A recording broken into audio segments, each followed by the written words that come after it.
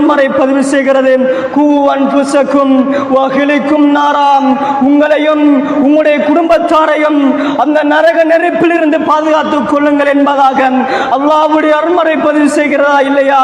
இதை நோக்கி எங்களுடைய பயணங்கள் சென்று கொண்டிருக்கிறது.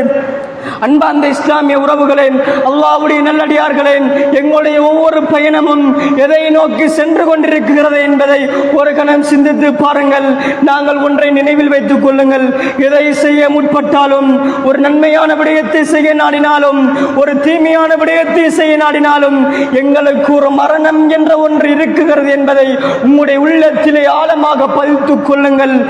எங்களுக்கு கபருடைய வாழ்க்கை இருக்குகிறது, மஹ்ஷருடைய வாழ்க்கை இருக்குகிறது, சுவர்க்கம் நரகமா என்று அல்லாஹ் ரப்புல் ஆலமீன் தீர்ப்பு சொல்ல போகிறான். சகோதரர்களே, நாங்கள் எந்த பட்டியலில் வரப்போகிறோம் என்பதை உங்களுடைய செயற்பாடுகளின் மூலமாக, உங்களுடைய நடத்தைகளின் மூலமாக நீங்கள் தெரிந்து கொள்ளுங்கள்.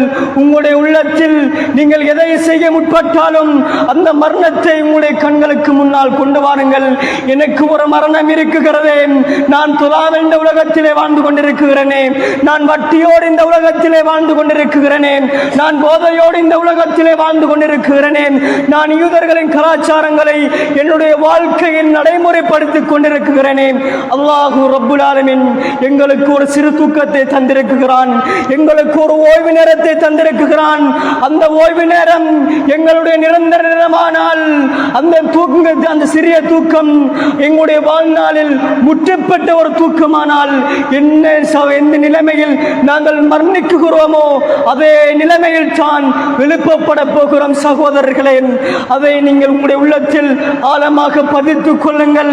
இந்த உலகத்தில் அந்த சிந்தனையோடு வாழ வேண்டும். சகோதரர்களே, எத்தனையோ உறவுகள் அல்லாஹ்வுடைய அழைப்பு